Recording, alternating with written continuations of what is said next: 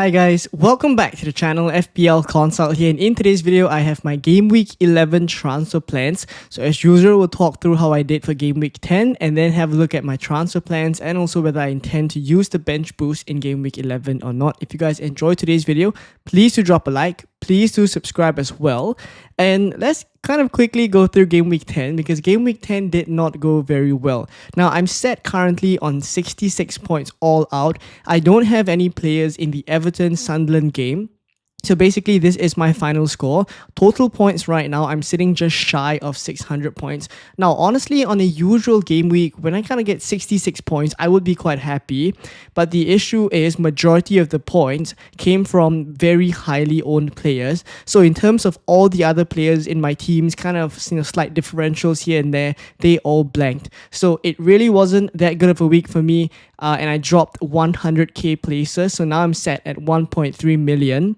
Hopefully it doesn't drop anymore after the Everton-Sunderland game, but Game Week 10 was rather disappointing. Now, in terms of those who really did return, I mean, it's the double Arsenal defense that continues to take along. Timber, 6 points, and Gabriel, 12 points. There was some talk about captaining Gabriel over Haaland, but in the end, it did not make too much of a difference. 1 point that Haaland scored more than Gabriel. For those of you who were brave enough to go for Gabriel, I kind of do, understand that decision. And overall, when we compare the two, it wasn't too different at all.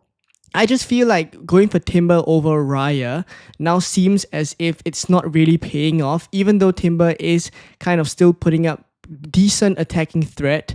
It's not to the point where he's getting enough for me to justify going for Timber over Raya, simply because there's lots of good, cheap defensive options that I can play in that spot and then still get the 6 points if I had gone for Raya. So basically, right now, it's kind of a situation where I do need Timber to start showing that kind of attacking threat and converting that to numbers, whether it is in terms of goals, assists, or even maybe picking up DEFCON points as well. That's going to be pretty crucial because when I went for him on the Game Week 8 wildcard, the intention was to go for him and try and capitalize on a bit more of that threat that he has. So moving forward, I'm hoping that will be the case. But as you'll see later on, there are plans as well to potentially move to a triple Arsenal defense for my team. But this is where it is. So in terms of Munoz as well, he kept a clean sheet. But again, this is a week where players like Lacroix, players like Gehi also outscored Munoz. And even the likes of Anderson, who came back from injury, also got 6 points. So he's someone that I just brought in. I wanted to prioritize him over going for someone like a Richards, for example. But in hindsight, had I gone for Mateta and Richards as the combination move, I would have probably been sitting on quite a bit more points, 7 more points, I would say. So overall, defensively they returned. In terms of the midfield, again, you look at the midfield and it's quite disappointing, right? Sa, Saka, Semenyo, Enzo. The truth is that Sa, Saka, and Enzo all had pretty good attacking numbers. I mean, at least in terms of the expected numbers, expected goals, expected assists, they all put up very decent numbers. And they did individually each have a couple of one-on-one chances as well. So I would say that on hindsight, it seems as if I'm slightly unlucky here. But yeah, I mean, in FPL, this is how it goes. Obviously Saka blanks and Gyökeres, who I would imagine some people have sold, previously already. Gyökeres returns. Even our favorite João Pedro returns, and my Enzo is set there with 2 points. So it is what it is. And Semenyo obviously blanked against Manchester City, who did a really good performance against Bournemouth, and Haaland walking away with 13 points. But obviously he's very highly owned, so it doesn't make too much of a rank change. And then I look at Voltemade and Thiago, and both have been pretty disappointing. The truth is that Voltemade came off at halftime, but really in the first half, he also didn't have much to offer against West Ham, which really was not expected. I was fully expecting Newcastle to do well against West Ham, and for Pope and Voltemade to both blank is not ideal, and I will have plans to potentially move them on soon. I think the games are kind of catching up with them, right? Champions League games, Carabao Cup games, etc. I think they did look very leggy against West Ham, and that could have contributed to the performances, but we'll see how they perform in midweek as well in the Champions League. For Igor Thiago, even though he did not return against Crystal Palace, this is not the game that I expect him to return. I brought him in for the long term. I could have gone for Danny Welbeck, who I knew in game week 10 would have a better chance of getting returns. Danny Welbeck obviously goes on to score even in the first half already against Leeds. And yeah, Thiago blanks. But again, this is a long-term move with the rotation that I have planned, so I'm kind of going to stick with this option. And I still do like the minutes that Thiago possesses. I mean, even when they were kind of chasing the game a little bit against Palace, he was the one that stayed on. All the other players around him got substituted, or the other attackers at least. So there we go with the team. Not great. Game week 10, I walk away with 66 points. Let me know in the comments down below. I've seen some huge scores. Let me know how you guys got on as well. And if not, let's have a look at my Game Week 11 transfer plans. So this is my team on the FPL.team transfer planner. And I have one free transfer and 0.4 million in the bank. Now, the initial plan for Game Week 11 was to roll the transfer and also to use the bench boost. So to speak about the bench boost first, I have on the bench Dubravka against West Ham away. I also have Caicedo against Wolves at home, even though Vitor Pereira has now left Wolves.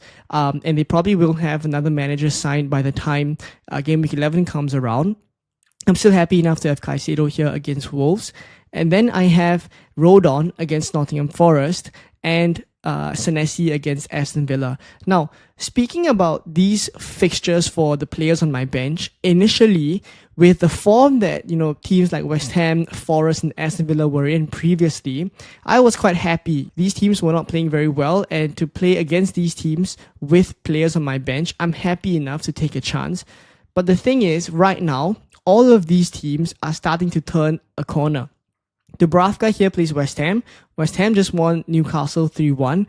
I won't speak about Wolves because even though they signed a new manager, it's not necessary they have a new manager bounce that would be strong enough to kind of go against Chelsea. So I still think Caicedo here will have good enough prospects for returns. And then when I look at, Nottingham Forest here for Leeds, and it's away from home. Away from home, these are obviously not as good. And then you look at recently them conceding 3 goals to Brighton, and also Forest are kind of coming up again after Sean Dyche has come in. And then you look at Aston Villa, and Aston Villa, even though they lost 2-0 to Liverpool this week, they are also a team that has started to pick up some wins. Before the Liverpool game, they actually won 4 games in a row. So all these teams are suddenly kind of coming up in terms of their performances, and therefore I'm starting to think like the Game Week 11 bench boost for my team does not look as strong anymore, and I compare this to the Game Week 12 bench boost. So I'll speak about Game Week 12 as we go along later, but at least for the purpose of illustration, if I do stick to the bench boost in Game Week 11, I doubt I'll make any transfers. If I don't, then what I'm going to do is probably start Caicedo in place of Voltemade. Now, this is not because, I don't think Voltemade is a good pick. I still think he's good, but the issue is he will be playing in Champions League midweek, and we also saw how leggy he looked in Game Week 10, and there's a very good chance that against Brentford here, that Voltemade is probably going to get subbed around the 70th minute still. That's my prediction. And I'm honestly thinking that Brentford are really strong at home. I actually think that Thiago will perform better than Voltemade in that same fixture. And it's also one of the reasons why I think if I don't bench boost, I probably would actually bench Pope because I'm playing Thiago here, and then go to Dubravka against West Ham. I think there's a better chance of a clean sheet here because Brentford are truly quite good at home. And then when I look at the other players on my bench, right, Rodon and Senesi, I'm okay to leave them there. The starting 11 would probably look something like this. I probably won't captain Haaland. I would put it on someone else. For now, it seems as if it's going to be someone like Saka, but I'm also not super confident of Saka, so I really may actually captain someone like Gabriel, but we'll see what happens in terms of captaincy. But for now, if I don't use the bench boost in Game Week 11, then this is how I would set up. And then I come over now to Game Week 12, and this is where I'm kind of lining up a triple change. So I'll be taking a -4 because I only have 2 free transfers and 0.4 million in the bank. I'm lining up 3 changes here, and then I'll use the bench boost this week. So the 3 changes are firstly to go for Raya, because this is a week that I've said, I knew already that, leaning towards the Raya pick versus Pope on the wild card in Game Week 8, that I need Timber to return. But now that he kind of isn't, I think there's an opportunity to kind of reverse that move a little bit, go for Raya longer term, even though, right, this is a run that will present some tricky fixtures like Spurs and Chelsea, for example. I still rate the Arsenal defense, and it's not every week that I have to play all three of them. If I have to bench, I can very easily bench Timber. Again, as I say, there's lots of kind of replacements at that kind of price point as well. So triple Arsenal in game week 12. And then obviously I have too many from Arsenal as prompted here. So I'll go Saka out to someone like a Gakpo, which is part of the plan. And Liverpool's fixtures do start to look pretty good from game week 12 onwards, as you'll see here. Forest, West Ham, Sunderland, Leeds, Brighton. I do think this is the time to jump on Liverpool. And therefore, with these two moves, I will have 2 million in the bank. This is when you see that Voltemata here will be playing Man City. And the move here is to get Mateta to play Wolves here away. And this is when, if I kind of set up the team properly, this is probably going to be the starting 11. And then you see the bench fixtures now, I feel are slightly better, right? I look at, okay, Dubravka against Chelsea is not ideal, but the outfielders all have great fixtures, right? It's Brighton for Thiago. I'd rather have Thiago on the bench as compared to, my Game Week 11 bench boost. And then you look at my two fixtures for Rodon and also for Senesi. It's both at home, right? So Leeds will be playing Aston Villa at home, and then Senesi will be playing West Ham at home.